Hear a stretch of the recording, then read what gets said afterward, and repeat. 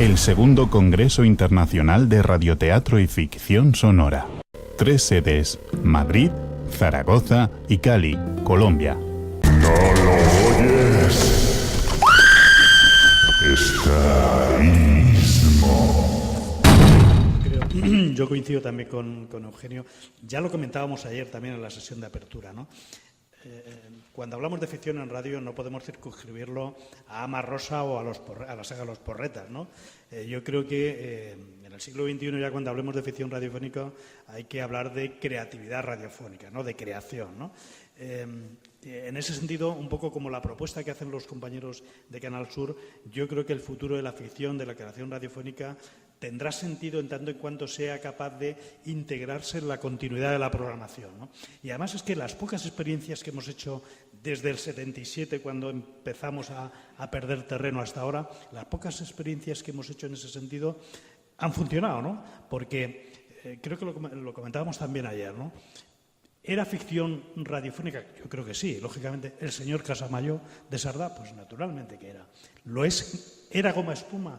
Pues también es un tipo de ficción. Quiero decir, no podemos esperar a hacer ahora una radio como hace 40 años, esperando que a las 10:30 aparezca un capítulo de media hora de Amarrosa. Eso no tiene ningún sentido. Yo comentaba ayer que no tiene tampoco sentido en este momento, por ejemplo, si nos lo trasladamos a televisión, decir, bueno, pues es que vamos a poner en prime time el Estudio 1. No tiene ningún sentido, ¿no? Pero sí tiene sentido poner en prime time otro tipo de creación que es Águila Roja, ¿no? Bueno, pues esto es lo mismo, ¿no?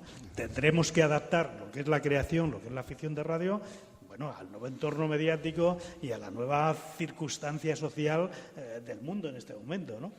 Ahí, antes de venir, me coincidía en un foro que estamos teniendo en el instituto con Yago. Yago es el director de Clan Televisión. Bueno, le he dicho, ¿lo puedo contar? Y me ha dicho, cuéntalo.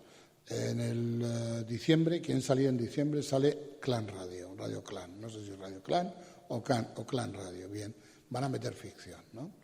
Es decir, ¿eso puede ser cantera? Pues claro que sí, ¿cómo va a ser cantera? Una de las cosas más maravillosas del mundo era cuando se ponía un cuento a los niños a las 9 antes de acostarse, y además facilitábamos a la madre el acostar al niño, porque al niño le metes a la cama, a las 9 le pones, o a las 10, 9:30 le pones el cuento y dice ya, el cuento a la cama y a dormir, ¿no? Bien, esa experiencia que fue en Radio 5, varios compañeros la tuvieron, entre otros Gregorio Barra, que vendrá después, y también otras compañeras, Laura y demás, estuvo funcionando y funcionó bien, es decir, era una forma de hacer cantera. Yo espero que Clan recupere bastante de lo que tenemos. Os he traído aquí alguna cosa, otras experiencias. Tengo aquí un disco que editó Radio Nacional de España con los cuentos, con actores y con música clásica, con la orquesta y coro de...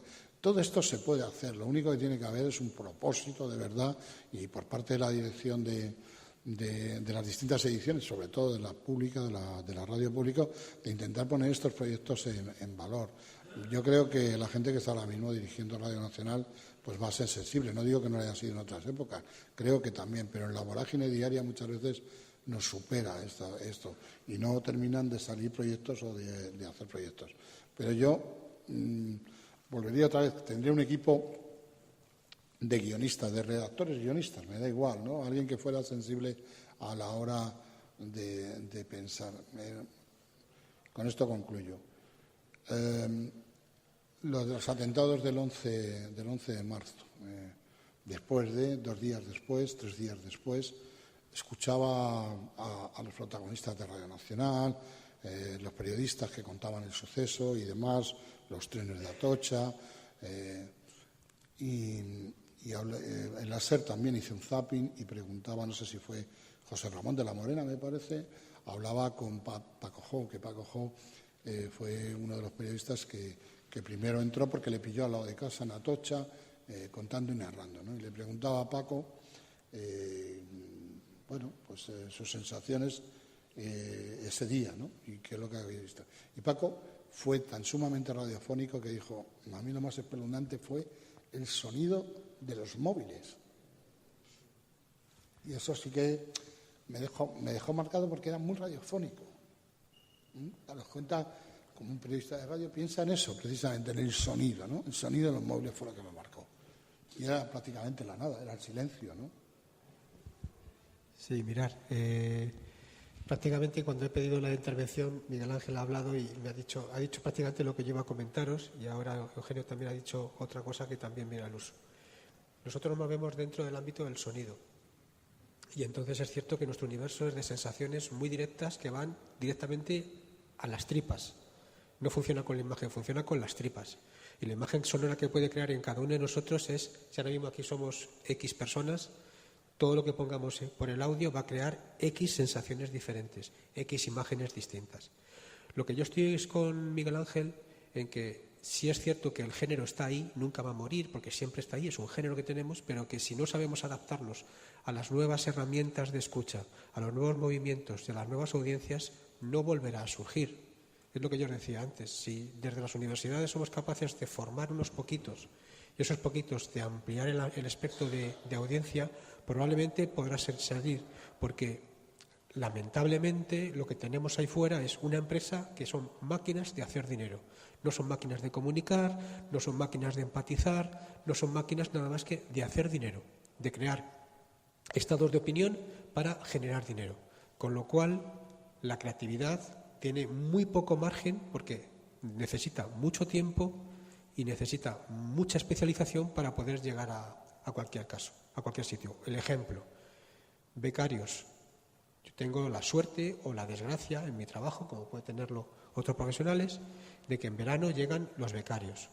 Llegan los becarios que son alumnos que muchas veces son mis propios alumnos a los que yo he estado formando. O esos alumnos han ido a otras emisoras que yo los he formado y van a otra emisora. Cuando llegan tienes que explicarles todo. Y sin embargo, es muy fácil coger a un becario de redactor y enviarle a una rueda de prensa a que grabe algo, venga a la emisora y haga una pieza de 30 segundos para un informativo que va al final y eso a él le resarce. Y yo, sin embargo, cojo a un chaval de comunicación audiovisual que quiera hacer radio y para que me pueda realizar un programa le tengo que tener haciendo un montón de cosas antes durante año y medio para poder ponerle a hacer en directo un programa musical especializado con técnico. La dificultad que lleva la creatividad es muchísimo mayor que la dificultad que lleva la de contar algo. Fijaros vosotros en lo que encontráis en la red. Está lleno de creativos, hay mucha gente que hace cosas, no sé dónde saca el tiempo, pero lo que encontráis y lo que ha triunfado es el blog. Luego el blog hemos empezado a enriquecerlo, el blog. Pero intentar buscar cosas de verdad creativas en audiovisuales es muy difícil, lleva mucho tiempo y es mucho más complicado el lenguaje. Lo que decía Eugenio con lo del 11M, yo me lo comí, a mí me pilló en directo. Yo estaba haciendo mi programa, entré en continuidad a las 9 de la mañana y salí a las 2 de la tarde dejando paso a un nuevo equipo de trabajo. Me comí todo. Y para poder digerirlo y para poder sacar todo lo que te comes a través de las imágenes que ves en televisión y la información que estás gestionando, lo único que me resarció y lo único que pude sacar para quitarme todo ese dolor que se podía llevar dentro fue crear una película sonora, que hacer una creatividad, un resumen sonoro de esas 5, 6, 8, 10, 12, 14 horas que hicimos. Y me salieron 3. Me salió una como homenaje para las víctimas. Eso lo hice con Curro Castillo. Me salió otra al año para que no se olvidara. Y luego me salió una que no se ha emitido y no le ha enseñado nunca a nadie, que era para destrozar las tripas directamente. Y me salió tan dura. Y uno de los elementos, como dijo Eugenio, fue el teléfono móvil. En un momento determinado dejabas un silencio y dejabas teléfonos móviles sonando por todas partes sin respuesta. Y te ponen los pelos de punta cuando lo oyes. Bueno, yo creo, un poco al hilo del comentario de Clan que ha hecho Eugenio, perdón, vamos a disculpar a Begoña, tiene que irse, tiene una clase ahora. Muchas gracias, Begoña. Nos vemos. Venga, gracias.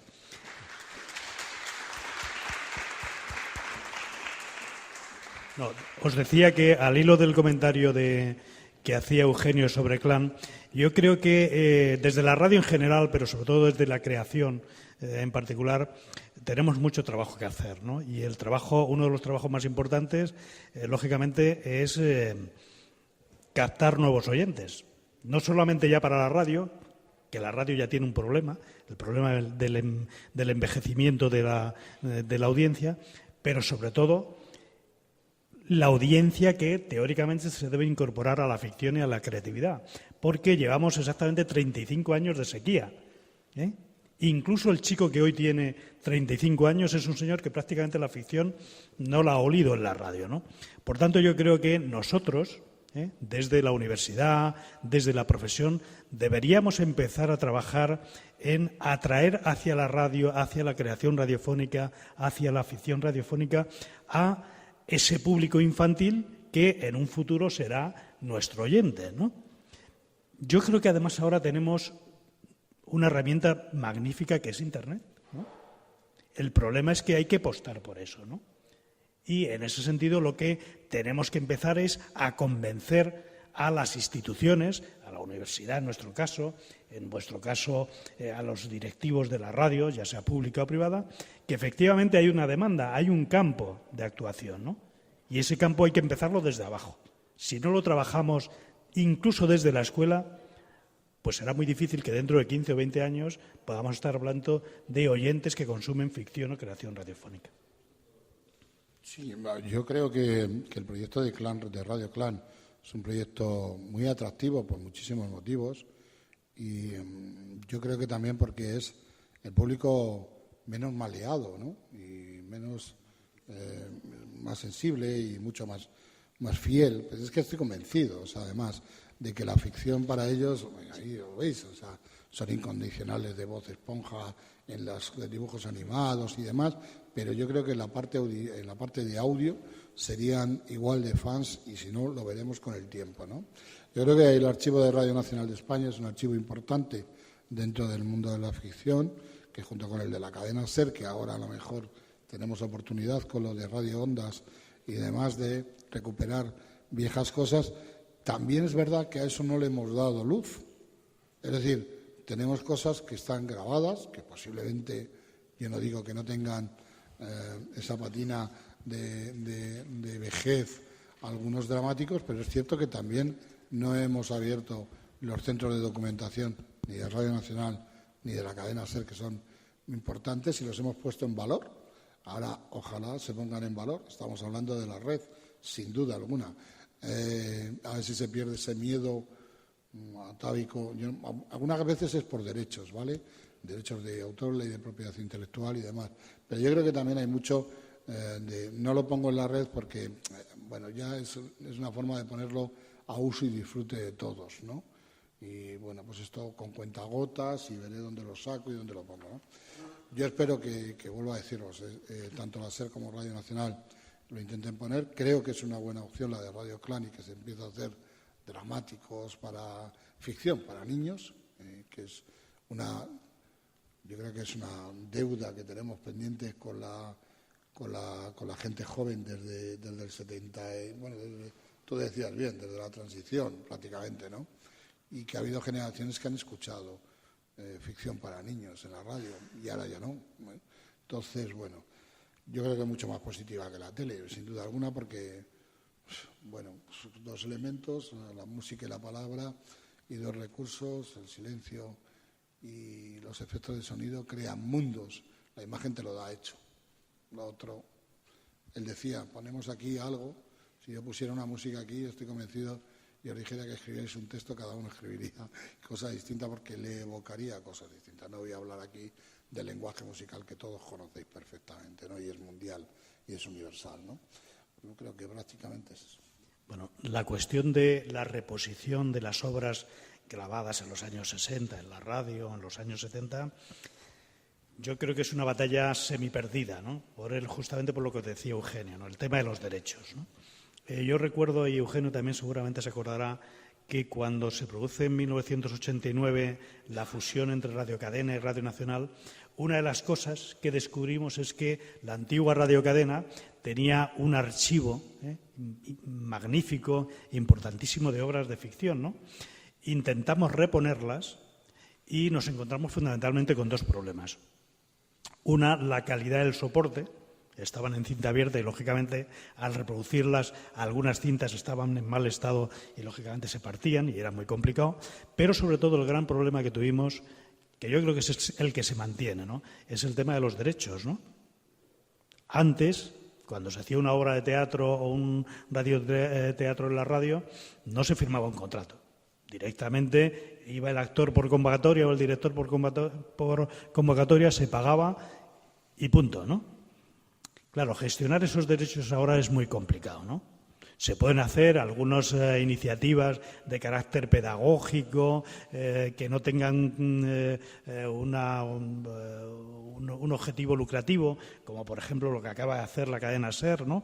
La cadena SER en la web que ha puesto ahora sobre los grandes programas de la cadena en todos los años de su vida, uno de los géneros que acomete es justamente la ficción, ¿no? Cuenta programas emblemáticos de la ficción que se transmitieron por la cadena SER, pero no los reproduce realmente, ¿no? Yo creo que esa es una batalla semi perdida si no conseguimos gestionar o buscar una fórmula para gestionar el tema de los derechos. Creo que Miguel Ángel quería. Retomando un poco lo que comentaba Eugenio de una radio infantil o algo así, yo me acuerdo de pequeño que era habitual programas dedicados a los niños, programas de cuentos. Incluso había discos de cuentos, hay una colección extraordinaria que era del cuadro de actores de Radio Madrid. Si ahora hablamos de un cuadro de actores en lo que es hoy en día 40 principales, pues seguro que a todos vosotros os suena algo sorprendente. Existía el cuadro de actores. Y antiguamente de ese cuadro de actores, ellos fueron pioneros en el mundo de la radio y la mayoría de ellos se convirtieron en excepcionales actores de doblaje, que también fueron los pioneros del doblaje aquí en España. Hablábamos antes también de que quizá los planes de estudio en las universidades o en general, ya sean en los ciclos formativos, ya sea en la formación profesional, se habla mucho de comunicación audiovisual, pero quienes hemos estudiado comunicación audiovisual o la antigua imagen y sonido, parece que el sonido era el hermano tonto de la carrera. Se veía muchísimo cine, se sigue viendo muchísimo cine, teoría del cine, y cuando llega el momento de hablar del sonido, la comunicación audio se queda en un segundo plano, se queda para el final de curso y parece que se le da más importancia a la imagen que realmente al sonido, cuando la transmisión oral siempre ha sido pues quizás el origen de la comunicación. Y lo que ha sido ya la transmisión con imágenes, primero con la pintura, a inicios del siglo XX con el cine, pues es un lenguaje relativamente nuevo en ese sentido, ¿no? A nosotros nos pasa en la universidad, a Juanjo y a mí, cuando llega un principio de curso y empezamos a pensar en la programación que vamos a tener para la radio, convocamos a los alumnos a ver qué quieren hacer ese año en la radio.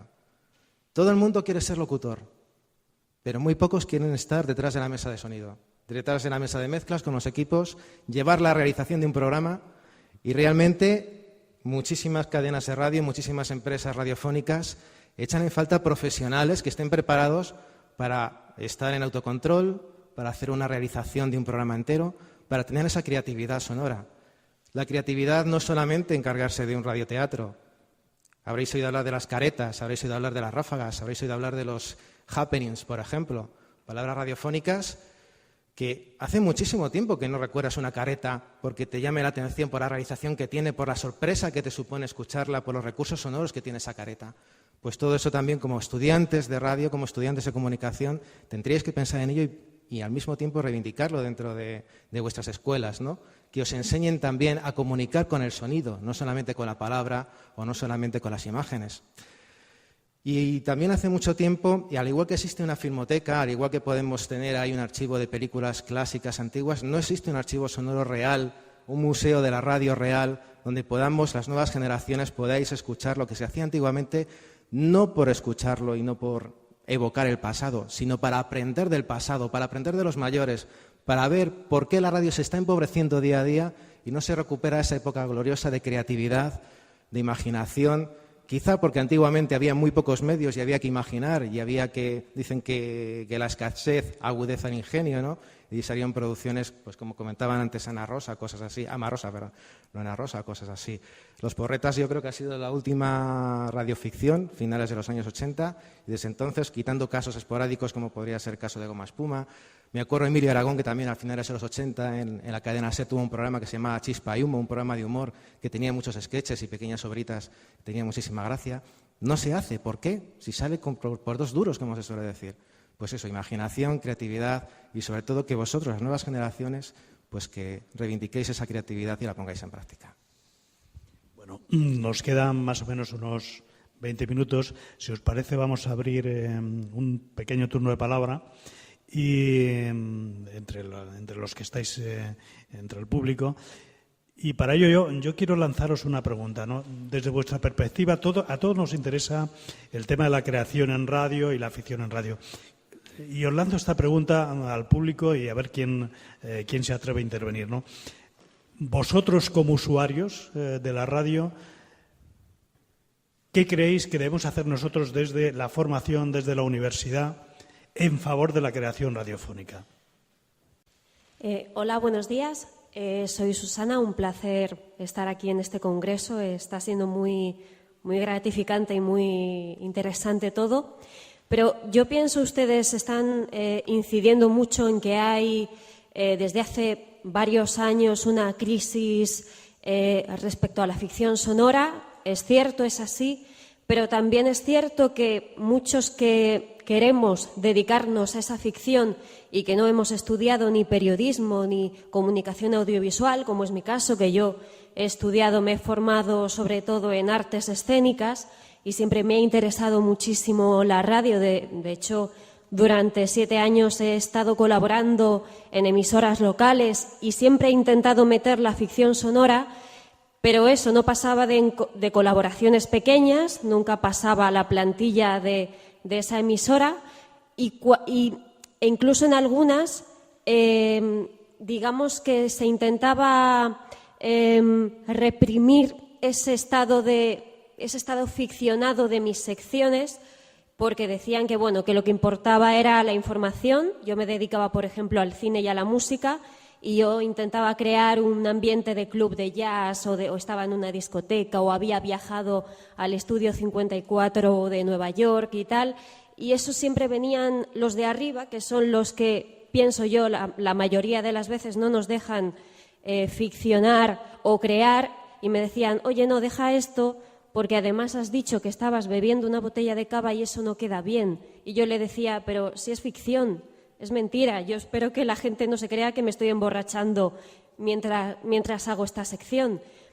Y por eso es cierto que hay muchos oyentes que no tienen el oído acostumbrado a la ficción, pero yo creo también que hay mucha gente que está dispuesto a crear esa ficción en radio y que son los de arriba, son, no sé si las instituciones, los dueños de las emisoras, los que no nos dejan y los que no nos dejan acceder a ser esos guionistas, como mencionaba el caballero, y no sé hasta qué punto esto es la pescadilla que se muerde la cola constantemente, porque también espacios como Carne Cruda ha sido, yo creo, el espacio de ficción en todos sus aspectos más completo que ha habido, y bueno, pues desapareció de la parrilla. Ahora afortunadamente disfrutamos de Carne Cruda en Cadena SER y online, pero dices, bueno, esto tenía una audiencia, unos oyentes fieles, y desapareció. ¿Por qué? Cuando era todo de lo que estamos hablando. Y solo eso, no sé, son muchas preguntas y bueno, yo me las hago constantemente porque no sé exactamente cuál es la solución. Yo creo que todo debería partir de los que mandan, como siempre en casi todo, porque yo creo que mucha gente, los oyentes, los que amamos la radio y los que queremos que las cosas cambien, no nos dejan que accedamos a ello. Solo eso. Bueno, yo personalmente coincido contigo plenamente, ¿no? A mí me parece que el problema es de decisión de arriba, ¿no? Por eso yo decía antes que tenemos que convencerles de que hay público, que esto es viable. El gran argumento que ellos tienen, o uno de los grandes argumentos, es que esto es muy costoso de producir y que no es rentable económicamente, ¿no? Se mira siempre desde la perspectiva puramente crematística, ¿no? Y yo creo que esa es una labor y una tarea que tenemos que hacer entre todos, ¿no? Tenemos que convencerles que detrás de la ficción hay un público, hay una opción y hay una viabilidad de un proyecto, ¿no? Esto no es fácil, ¿eh? No es fácil porque al final un directivo es un señor que piensa en clave económica, de rentabilidad, ya sea económica o social, y sobre todo, precisamente por lo que hablábamos, ¿no? Como la radio desde hace 35 años tiene una dimensión fundamentalmente periodística, esto de la ficción es una rara avis, ¿no? ¿Qué tenemos que hacer? Bueno, pues seguir trabajando, ¿no? no es fácil, ¿no? Creo que ayer estaba por aquí Loigorri, que, ¿no? Perdona, no. Y comentaba que él tenía una empresa que se dedicaba a hacer ficción y nos trasladaba su experiencia de lo difícil que es sobrevivir, ¿no? Bueno, claro, es que es muy complicado, ¿no? Pero yo creo que desde la universidad, desde los propios usuarios, nosotros como oyentes tenemos mucho que decir, ¿no? Y probablemente lo que tendremos que hacer es presionar con nuestras armas. Nos costará mucho, pero tendremos que hacerlo. Mirad, volvemos a estar dando vueltas sobre lo mismo. Miguel Ángel, tú, yo, todos los que estamos aquí estamos dando vueltas sobre lo mismo. Y hay solución para varias cosas. La solución está en vuestro tejado. Y la solución ahora mismo se puede llamar emprendizaje. Hace 40 años lo que estás planteando era inviable. No había medios técnicos. Ahora es viable. Ahora te puedes buscar las maneras de poder hacerlo y no necesitas que te conceda una licencia para emitir. Te puedes montar una página web y puedes hacerlo. Entonces no tienes ese problema de difusión. Lo único que tienes que hacer es apostar por ello y emprender eso que tú crees firmemente que tiene salida y mercado. Y no hay nada más. Yo te voy a poner un ejemplo muy básico de lo que es cómo funciona la empresa y cómo funciona todo el mundo, porque nadie, ni los que estamos aquí, ni los que están en ningún otro sitio, nos alimentamos del aire. Te voy a poner un caso muy concreto. Teníamos en nuestra emisora hace unos años un proyecto de llevar teatrería, teatro en el aire. Era en formato corto, era en formato desengrasante para hacerlo una vez por semana, los viernes. Y grabamos un piloto. Eso requería guiones, como decía Eugenio, requería un cuadro de actores, Begoña, requería un técnico con conocimientos adecuados, yo, requería un director de programa y proyecto, Curro Castillo en este caso, que era el director del programa y el que había presentado el proyecto, y necesitábamos pasta para pagar a toda esa gente. Mi emisora, que es muy pequeñita, es autonómica, tiene muy poco presupuesto. Paralizar un estudio, fíjate lo que te digo, ya no es pagar, porque ya estamos hablando de que lo hacemos todos gratis, pero yo tengo que ir en mis horas libres, que si estoy por la mañana en la radio y por las tardes en la universidad, como no lo haga por la noche y no duerma, ya me contarás cuando lo hago. Pero mi emisora, no se puede permitir el lujo de tener un estudio cerrado 8 horas para sacar 5 minutos de producción. Mi emisora no puede. Quizás Radio Nacional o la cadena SER, que tienen 25 estudios, sí pueden. Nosotros no, tenemos 3 estudios. Vale, pues evolucionamos. Lo presentamos, nos dicen, fantástico, está diseñado, tiene su nicho de negocio, tiene su todo. Pero no lo podemos hacer porque no tenemos dinero, ¿de acuerdo? Se mete en la nevera.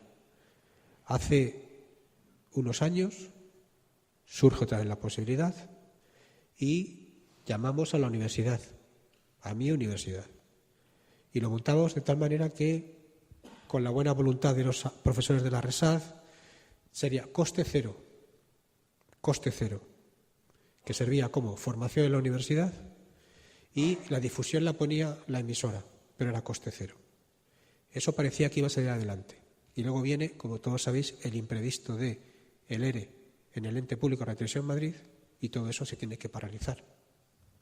Y ha quedado en el olvido.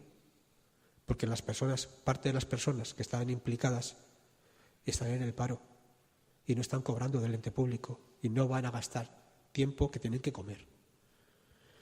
Tu solución es emprende, busca un equipo. Hay sitios a los que puedes acudir. Si en tu universidad tienes estudios, habla con tus responsables de la universidad y que te dejen ese coste del estudio a coste cero como formación tuya para poder emprender.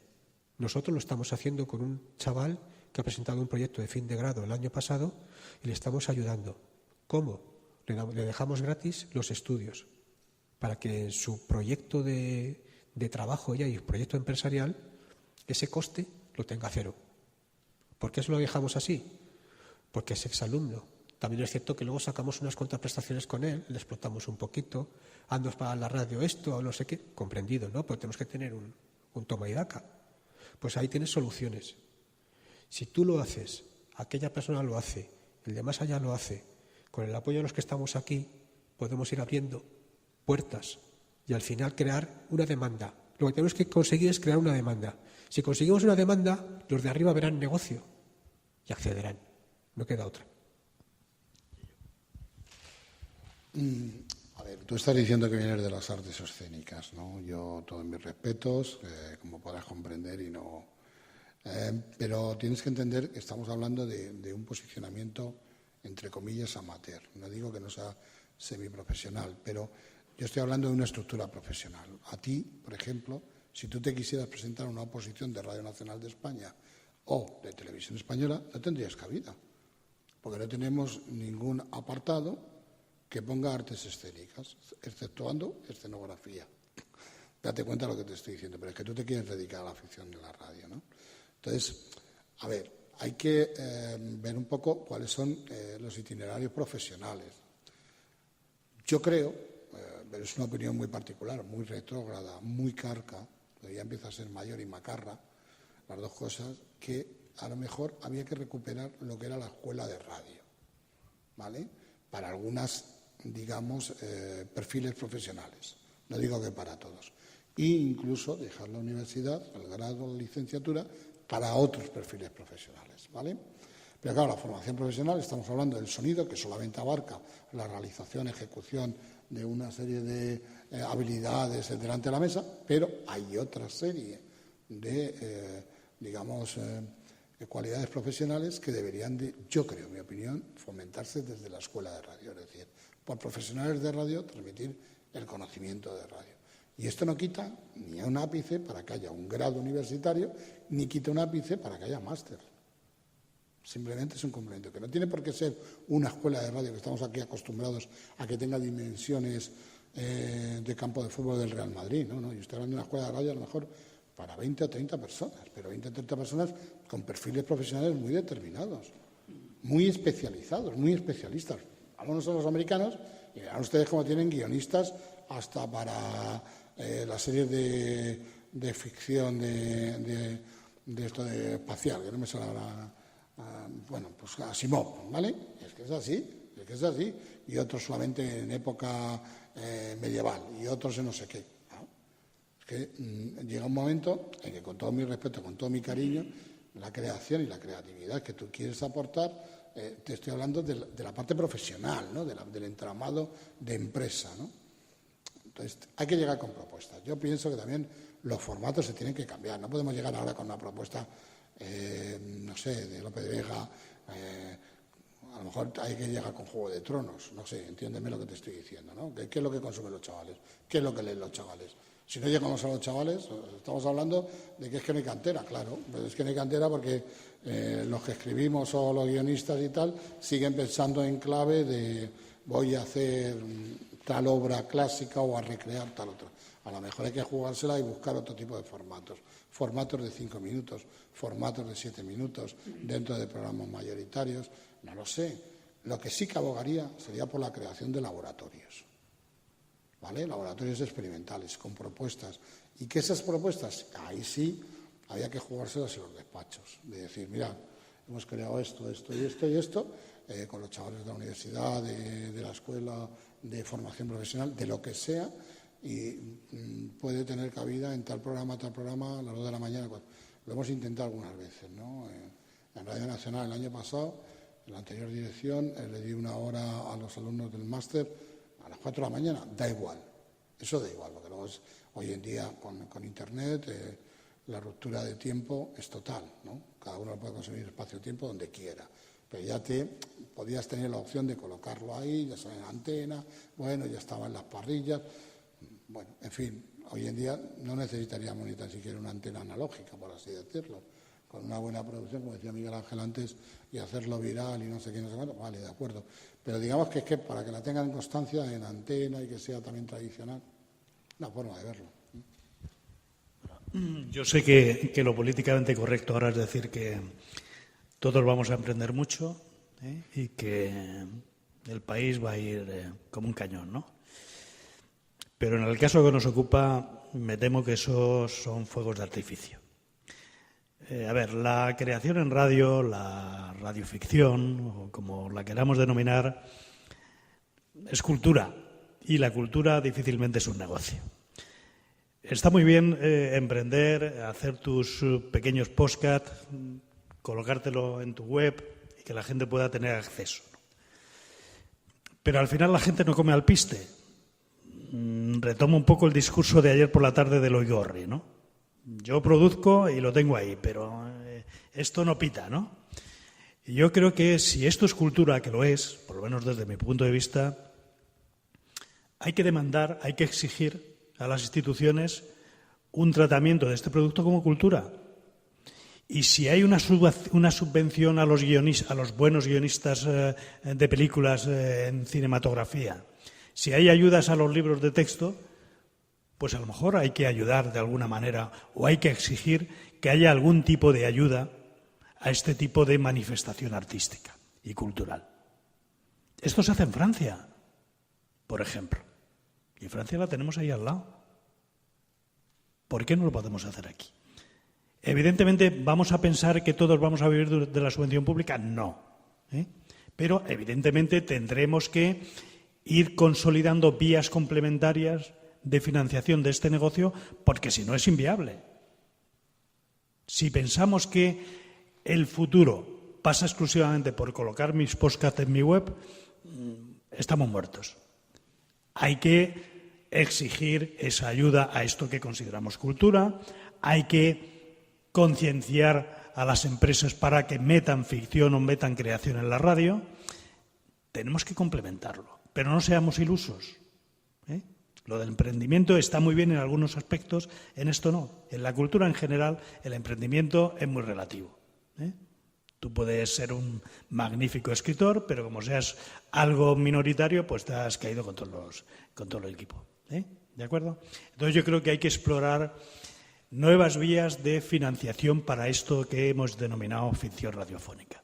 Y en unas partes esas vías de financiación vendrán desde las instituciones públicas, ya sea el gobierno, los ayuntamientos, las instituciones, las fundaciones, porque están subvencionando muchas cosas que probablemente tienen incluso menos público. ¿Por qué esto sí y otras cosas no? O al revés, ¿no? Es que el problema de la cultura aquí en este país es que está como está ahora mismo. Entonces tenemos que buscar otro tipo de historias, otro tipo de financiación, otras puertas a las que llamar, porque las puertas a las que llamamos ya están cerradas, las han cerrado. Entonces, yo coincido con Miguel Ángel, pero también discrepo con él un poco, porque sí es cultura, pero mientras no creemos una marea por debajo, donde la gente vaya viendo que ahí hay un sustrato, la puerta va a estar cerrada, porque lo que tenemos ahora de cultura está cerrado y no hacen nada por ello. Pero bueno, vamos a ver, estoy de acuerdo contigo, pero hasta un punto. La radiotelevisión pública tendría que tener un canal cultural, arte o parte. Y me estás entendiendo totalmente. Es decir, la radiotelevisión pública tenemos un canal dedicado a la música clásica. Tenemos un canal dedicado a Radio 3, estoy hablando de la radio, ¿no? Radio Exterior, tal, no sé qué. Tendríamos que tener un canal dedicado a la cultura. No sé si con 5 horas, 7 horas, media hora o cuarto de hora, pero aunque fuera cuarto de hora, es una declaración de principios. Televisión Española tiene que tener un canal a la cultura, como declaración de principios. Y a partir de ahí empezamos a hablar. Es mi opinión.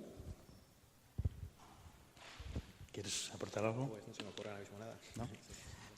Creo que había otro turno de palabra por ahí. Sí. Hola, mi nombre es José Luis Saiz y soy actor y director escénico. Yo soy radio oyente desde niño, de hecho estudiaba con la radio y me resultaba muy difícil examinarme porque no te dejaban llevar la radio y con lo cual a mí la radio me ayudaba a concentrarme. Dicho esto, yo sí que estoy de acuerdo en algunas cosas que estáis diciendo, en otras no tanto. Creo que el emprendimiento es siempre cantera en cualquier oficio y sobre todo si es un oficio artístico. Y por otro lado, estamos hablando yo creo que este país se instala siempre en la inercia. O sea, se instala, ahora no se lleva esto y por lo tanto no hay producción para esto. Y siempre nos parece que la época actual fue siempre, que hemos estado instalados continuamente en épocas actuales, quiero decir. Si en un momento determinado, parece ser que hace 30 y tantos años, en la radio fue los informativos, la estrella y todo lo demás se relegaba, también lo fue en televisión. Y en televisión, además, el problema era que cuando no eran informativos eran reportajes y cuando no eran como Noches del Sábado, Noches de Variedades, no había ficción tampoco. En un momento determinado empezaron a apostar por la ficción. Tú, Eduardo, has dicho de las series históricas. Por lo que tengo entendido, la serie Isabel estuvo un año en un cajón después de estar grabada y se estrenó por empeño de la productora, que hizo un programa piloto, un episodio piloto, y se estrenó en la Gran Vía para convencer a Televisión de que se pusiera. Eso es lo que tengo entendido por parte de gente que trabajaba en la serie. Quiero decir que el poder en este país siempre se instala en la comodidad y nunca se instala un poco en la avanzadilla. Nunca es así. En este país parece ser que nunca es así. Entonces, yo sí que estoy de acuerdo y a partir de ahí han venido los éxitos, quiero decir, de las producciones españolas y especialmente las producciones históricas. Y ahora, como en este país siempre copiamos al de al lado, todas las producciones van a ser históricas, porque parece ser que nunca hubo otra cosa que no fueran producciones históricas. Entonces, yo sí que estoy de acuerdo en una cosa. Yo tengo que confesar que actualmente solo oigo Radio 3 y oigo mucho la BBC. BBC Radio 4, que es un canal de radio especializado en dramatizaciones. O sea, de episodios, con lo cual puedes directamente oírlos online y demás, que tiene una excelentísima calidad. Y sí que estoy de acuerdo contigo, Eduardo, en una cosa. No se hacía televisión, dramáticos de televisión, porque como en otras muchas cosas en este país hubo una ruptura. Los de artes escénicas la estamos pagando, esa ruptura. Hubo una ruptura y se rompió con la tradición. Entonces, evidentemente, no se podía hacer ficción en televisión porque los directores de ficción se habían jubilado y porque ya no había guionistas. Habían muerto los guionistas. De la misma manera, la radio, pues supongo que ya no hay, evidentemente. Yo conocía aquellos cuadros de actores y demás, pero ya no hay cuadros de actores y no hay guionistas porque no se hace ficción en la radio. Y, lógicamente, como no hay... O sea, no se sabe qué ha sido el culpable de qué. Entonces, yo creo que de la misma manera que, por lo que estáis hablando, que sois todos profesionales del medio, pero que, sin embargo, no hay medios para producir o para poner en marcha la ficción en la radio, por la falta de creencia de las autoridades pertinentes. Entonces, y que todo está rozando lo vocacional, en tanto en cuanto echáis mano de gente que tiene que ver con instituciones y que colabora vocacionalmente. Si no hay guión, y ahí sí que estoy de acuerdo contigo, si no hay guión no se puede partir de creación. Guión en el sentido amplio de la palabra. O sea, hace 20 y tantos, 30 y tantos años, en España, básicamente, en los teatros, se veían versiones de clásicos españoles, clásicos extranjeros y, sobre todo, textos contemporáneos norteamericanos y británicos. Prácticamente no había estreno de autor español vivo. Entonces, a través de iniciativas que se fueron haciendo, como los congresos de nuevos autores, como concursos de nuevos autores teatrales, empezaron a emerger nuevos autores teatrales. Entonces, digamos, no podría ser en la radio, porque yo sí que creo que el guión es lo básico para empezar a que emerjan profesionales de todos los ámbitos. No debería ser esa la primera piedra de toque donde habría que anclar realmente los las iniciativas para que surgiera una nueva generación de profesionales de la ficción en la radio? Esa es mi pregunta. Sí, mira, yo particularmente te contesto, bueno, porque más por alusiones. Ahí tienes a Federico Volpini, ¿no? Yo creo que ha hecho Guerra de Guerrillas a través de una serie de años, con el guión, haciendo de guionista, buscándose a la gente, convenciendo a los alumnos de ciencias del máster de radio para que se vincularan a la ficción. Pero no, eso hay que articularlo. Y hay que articularlo, si me apuras, dentro de un organigrama empresarial, que tenga unos objetivos y que a alguien se le pueda exigir no hacer la guerra de guerrillas, sino que se le exija un rendimiento. Ustedes son 4 guionistas, ustedes tienen que hacer este programa, esta creación, esta otra, sea ficción, sea dramatización, sea lo que sea. Y vas buscando unos adelante. Pasa. No pasa. Veis, aquí a las 12 normalmente tocan a Maitines, yo me tengo que ir ahora porque ¿viene el fantasma o no? Volpi. Bueno, se están echando. Quiero decirte con esto perfecto. Quiero decirte con esto que sí, pero yo creo que eso se debería de estructurar. ¿Y dónde se debe de estructurar? Lo has dicho perfectamente. Has hablado de la BBC. Eso es, evidentemente, con la distancia, con el tiempo, con los presupuestos. No nos equivoquemos, la BBC tiene 25.000 trabajadores. Radio Nacional, 2.500. Cuidado. Bueno, 25.000 en total, o Televisión Española tiene 6.500 trabajadores, ¿vale? O sea, que aquí algunas veces tomamos por referente la Champions League, sí, pero la Champions League no es lo mismo en presupuestos la BBC o en personal que Radio Televisión Española, ¿vale? Entonces, bueno, que había que buscar alguna forma articular, sí. Yo creo que la cultura, el primer paso sería no maltratar la cultura, nuestra cultura, e intentar buscar, apoyarnos en eso, creando un grupo de trabajo, como lo hay, algunas veces se ha creado para distintas cosas, distintos proyectos, pero ya de manera más estable, sobre todo el de guionistas y creadores, ¿no? Mira, yo creo que es importante, como hemos dicho y como has dicho también Eugenio, y has dicho tú, la presencia de guionistas, ¿no? Pero aquí lo que necesitamos fundamentalmente en el ámbito de la profesión, lo que necesitamos es hueco, lo que necesitamos es un plan de producción y es un objetivo de programación. Porque tú puedes tener muchos guionistas, pero si al final, arriba, dicen que no hay hueco para programar una ficción, pues se acabó la historia. Y en su contrario, la cosa funciona. Es decir, caso de Radio Nacional. No tenemos un objetivo de programación de ficción propiamente dicho, pero en un momento determinado se decide producir un programa como Documentos, que tiene un cierto tono de creación, de creatividad y de ficción, y hay guionistas, incluso extraídos desde los propios redactores, ¿no? Por tanto, yo creo que, efectivamente, la presencia del guionista es fundamental, es esencial, pero lo que es esencial, sobre todo, es que haya una política de programación en favor de la creación y de la ficción. Sí, mira, es que estamos siempre los 3, los 4, dando vueltas a lo mismo. Por mucho guionista que tengas, si no hay una estructura profesional alrededor de ella, ¿de qué te sirve? ¿Le condenas a hacer qué? Nada.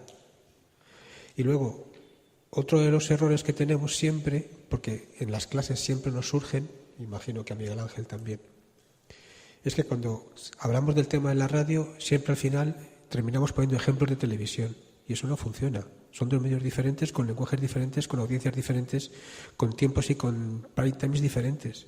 Entonces, no te fijes, nunca que tengamos el error de fijarnos en lo que hace la televisión para intentar hacerlo nosotros. Nosotros somos diferentes. Nosotros, como medio, revolucionamos. Nosotros, como medio, innovamos. Y lo que tiene la televisión, nosotros lo hemos tenido 25 años antes. La televisión es la que nos copia. Lo que quieren hacer ahora en el fin de semana con el carrusel de fútbol es el carrusel de la radio. Entonces, vamos a innovar, porque si de algo se jacta la radio siempre es de saber innovar y de saber salir de las crisis. Pero tenemos que salir, en este caso concreto, como dicen los dos compañeros, de una forma global, porque es que si no, no hacemos nada. Y yo sigo pensando, y a lo mejor pienso de una manera muy empresarial, pero es que es así. Mientras fuera no haya demanda, yo no puedo como empresa intentar crear algo que no va a tener salida, porque Es que esto es negocio. Esto es negocio. Entonces, tenemos antes que crear la demanda. Y es cierto, lo ha apuntado antes Miguel Ángel, estamos viviendo unas maneras de hacer medios de comunicación que tienen las horas contadas. Falta una generación, 2 generaciones para que se acabe el modelo. El nuevo modelo está ahí sentado, son todos los que tienen 25 años, que dentro de 5, 10 años son los que estarán tirando del carro. Y ellos van a imponer el nuevo modelo de visionado, de creación, de unidad de negocio, que puede ser el que tenemos ahora o puede ser otro totalmente diferente.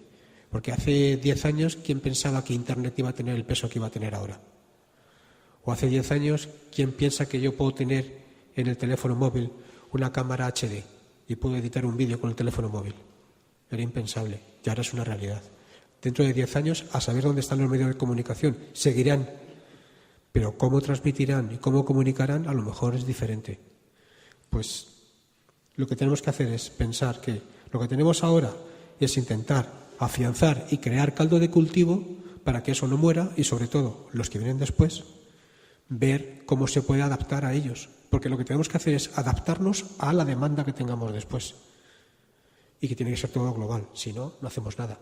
Por mucho que queramos hacer. Si yo creo un departamento de emisiones específicos en mi empresa para hacer transmisiones deportivas en HD multicámara y no tengo derechos de fútbol, ¿qué estoy haciendo?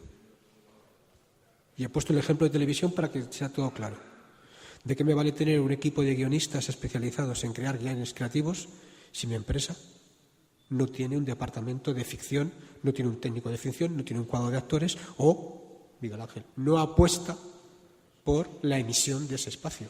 Ya me contarás qué estoy haciendo. Bueno, tenemos... Yo estoy hablando de la parte pública, no estoy hablando de la parte privada. De la parte privada es negocio y todos sabemos lo que es. Yo hablo de la parte pública. Yo soy de los que opina que hay ciertas cosas que hay que proteger en esta sociedad. Si no queréis, preguntarle al vecino de al lado cómo son los colores de los taxis en Nueva York y preguntarle cómo son en Toledo. Nadie sabe cómo son los colores de los taxis en Toledo y todo el mundo sabe cómo son el color de los taxis en Nueva York. Solución, estamos colonizados culturalmente. Creo que hay ciertas cosas que hay que proteger, así de claro. Yo estoy en las dos. Por la mañana estoy en una empresa pública, por las tardes estoy en empresa privada. Por la tarde me piden unos objetivos y por la mañana me piden unos objetivos diferentes. Pero ocurre que cuando por la mañana queremos hacer servicio público y hacemos una programación de servicio público, los que están arriba, que no saben nada de comunicación, porque al ser empresa pública estamos dirigidos por un parlamento, me dicen los que de un color u otro color que estoy haciendo que no tengo audiencia. Es que servicio público y audiencia no siempre van juntos. Cuando hago una programación dirigida a ganar audiencia, los mismos que me han dicho que por qué antes no tenía audiencia me dicen que, oye, que tu objetivo no es tener audiencia, tu objetivo es dar servicio público. Entonces, ¿qué hago? ¿Me abro en canal? ¿Qué hago? Os estoy hablando de lo que es una empresa pública. No tiene un margen muy definido. Y estamos hablando de cosas que se salen de lo que es el ámbito de este congreso, pero que muchas veces las cosas son mucho más complicadas de lo que parecen en un principio. Bueno, entraríamos ya en un debate de lo que es servicio público con público sin público, que nos daría para otras 4 horas como mínimo. Fede nos decía, ¿tenéis 5 minutos? Ya no tenemos 5 minutos, tenemos 1. A mí me sabe muy mal dejar a alguien con la palabra en la boca. Podemos dedicar ese minuto a la última pregunta. No sé si había por ahí. ¿Había alguien? ¿Sí? Pues Un sí. minuto, por favor. Se aprovechará. Muchas gracias por este segundo día de congreso. Ya que habías preguntado qué nos parecía lo que hemos escuchado de los episodios nacionales y se ha dicho que era de vanguardia, la verdad que, con todos los respetos, a mí no me parece que sea de vanguardia ni en el cómo, ni en el qué, ni incluso en el por qué. Ha sido interesante la cuestión del limbo legal en el que se mueven las radios universitarias, por las cuales a lo mejor no hay tiempo para hacerlo mejor, a pesar de todo el trabajo que de verdad he percibido que hay. Entonces, me gustaría saber si se está moviendo para que se salga de ese limbo legal, para que no solo las radios universitarias, sino las asociadas, pues lleguen a una situación un poco más parecida a la de Francia, que también he conocido pues gracias a lo que se ha comentado esta tarde. Y me da pena que no quede tiempo y sobre todo que se haya ido Begoña para hacer la pregunta que me suscitaba pues una mesa que tenía en el título Teatro en el aire, y es ¿qué pasa con el movimiento cuando hacemos radioteatro? No sé, tiene que haber porque no en todas las radios ni en todos los estudios se tiene todo el espacio como aquí tenían ayer para los bucaneros, ¿no? Y entonces tiene que haber, yo creo, una concentración, ¿no? Una transformación que tiene mucho de magia, y como todo en lo que hay concentración, seguramente un poco de poesía, y de la que me hubiera gustado que nos contarais un poco más, quizá como queda esta tarde y mañana. Muchas gracias. Mira, dos cositas muy breves. No te he entendido muy bien la pregunta que decías a Begoña sobre el espacio. No entiendo si es el espacio de emisión o es el espacio escénico como tal. Con el movimiento de imagen. Eso es... Vale, el teatro... Ya te entiendo. Mira, el teatro del aire se utiliza en difusión de un medio radiofónico, y eso se llama proxémica, y es utilizar la voz y el sonido como movimiento, como espacio. De tal manera que tú, cuando me escuches, me estés viendo mover. Que el sonido, el silencio, el sonido ambiente, mi expresividad, mi fonación, a ti te creen una imagen donde tú me veas mover. Y ese es el secreto. Y en el primer caso que decías que no veías lo de los episodios nacionales, ese es tu punto de vista. Nuestro punto de vista es innovación, porque lo que hicimos es a un público estudiante que no sabía nada, en 3 meses que dura la asignatura, le hemos abierto 25 ventanas diferentes de conocimiento y de aprendizaje. Entonces, en 3 meses, yo con esa práctica, cogiendo eso, porque después nos hemos explicado que el trabajo fin de curso de asignatura fue un trabajo de creatividad, de radio, ficción, donde ellos escribieron su propio guión y fue una actividad de ficción total. Ellos escribieron una locura de asesinatos normales de Aníbal Lecter, y lo hicimos en radio.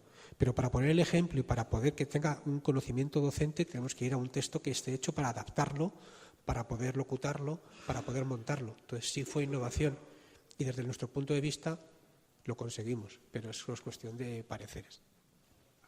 Bueno, muy brevemente, la pregunta que me hacías sobre la legalización de las radios universitarias. A ver, vamos perdiendo el partido, por goleada. Y lo vamos perdiendo porque, el árbitro está a favor del enemigo, ¿no? Quiero decir con esto que, al contrario de lo que sucedió en Francia en el año 81, cuando hay un señor que preside el gobierno, que se llama Mitterrand, y que decide, bueno, pues que este tipo de manifestación colectiva conviene ponerles un hueco en el dial. Bueno, pues esa voluntad política aquí no la hay ni por parte del Ministerio de Industria a nivel nacional, ni lo hay a nivel de comunidades autónomas, que como sabéis son las que tienen ahora mismo transferidas ese tipo de competencia. Y desde luego lo que hay es una gran presión por parte de fundamentalmente las empresas comerciales de radio, ¿no? Las grandes cadenas fundamentalmente, ¿no?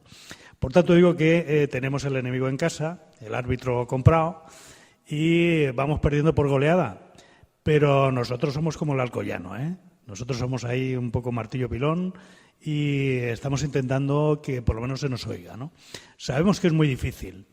La última propuesta que nos han hecho a nosotros y a las culturales y radios libres es lo siguiente. Bueno, es cierto que la Ley de Comunicación Audiovisual de alguna manera hace referencia a las emisoras culturales libres, que no a las universitarias, pero nosotros, si ustedes quieren, sacamos a concurso esas frecuencias, pero a esas frecuencias pueden acceder cualquier tipo de empresa de radio que ya esté funcionando en el sector. Con lo cual, claro, te pones a competir con la cadena SER, con la COPE, con Onda Cero. Evidentemente, eso es jugar con las cartas marcadas. Vuelvo a repetir que está duro, vamos perdiendo por goleada, pero somos el Alcoyano, y seguiremos dando el coñazo, todo lo que haga falta y sea necesario hasta conseguirlo. ¿De acuerdo? Bueno, es que me sabe mal dejar a César Gil con la palabra en la boca. Así que, César, tienes que hablar. ¿Hay un micrófono para él? Luego en mi ponencia me van a poner a parir. Por lo tanto, prefería casi no decirlo, sobre todo porque ahora ya tiene que entrar Gregorio. No, bueno, somos colegas y sabemos perfectamente que estamos de acuerdo en el fondo. Pero yo creo que la universidad, soy profesor universitario en la actualidad, de los que no cobran, porque esto hueco en el ERE. Estamos engañando. Estamos colaborando a un engaño. Si esto llega a ser hablar de un congreso de fútbol, esto estaría lleno. Esta es la prueba de que la radioficción tiene escasez de personas y hay que asumirlo. Se han perdido profesiones. Si te gusta hacer bolillos, ya sabes que es difícil que vivas de los bolillos. Si te sale un hijo pintor, ya veremos si puede vender un cuadro. En esto es como tenemos que estar y claramente hay que decirlo. ¿Qué futuro? ¿Qué son los profesionales del futuro? ¿Va a haber futuro? Si no lo hay para los arquitectos, a lo mejor no lo hay para los médicos, no hay, mucho menos para esto. Y hay que decirlo. Estamos formando periodistas, estamos formando comunicadores audiovisuales que, por cierto, ¿cómo permitís, los que estáis ahora mismo subidos en el machito de la universidad, que un licenciado o que vaya a hacer prácticas de comunicación audiovisual solamente le dejen ser técnico y no le dejen coger un micrófono? ¿Cómo lleváis ahí a esos cuando un señor de la comunicación audiovisual puede hablar mejor que un presunto periodista? Esto hay que decirlo. No hay profesión. Y entonces no vale engañar. Hay que admitir que esto es una minoría, que lo hacemos porque nos gusta. Y, por supuesto, si yo pago, por supuesto que tengo derecho para decir lo que sale por mi emisora. Si no, póntela tú. Y esto hay que decir que, igual que el cerebro se equivoca. El cerebro tiene muchas imperfecciones, pero lo dijo el otro día Punset muy graciosamente. Es lo único que tenemos. Esto es lo que hay. Esto es como está. Y, por supuesto, estaría bueno que ahora tuviéramos locutores, actores de plantilla o guionistas. Si esta chica quiere ser guionista, lo será si escribe buenos guiones y los lleva debajo del brazo. Entonces, y a lo mejor se los compran, o a lo mejor no, que sepa que lo tiene difícil. Y lo tenemos muy difícil. ¿Cómo? A ver, había antes presentadores, los presentadores nos ajamos, nos ponemos feos, pasamos de moda. No pueden estar en plantilla. Un guionista, estaba Sumer y estaba Salas, acordaros, era el talento en plantilla. No, se tiene y se contrata. Y esto la gente lo tiene que asumir, porque todos en nuestra profesión tenemos nuestros riesgos, tenemos que aceptar lo que tenemos que aceptar. Un médico tiene que saber que se puede contagiar. Un abogado tiene que saber que va a estar con delincuentes. Y un radiofonista ahora mismo, que es la palabra que me gusta, o un periodista, sabe que no hay trabajo. Y hay que decirlo. Y que esto, el que la sigue, la consigue. Y a lo mejor los mejores llegarán, pero hay que decirles que lo tienen muy, muy, enormemente difícil. Esto es lo que quería decir, a lo mejor es negativo.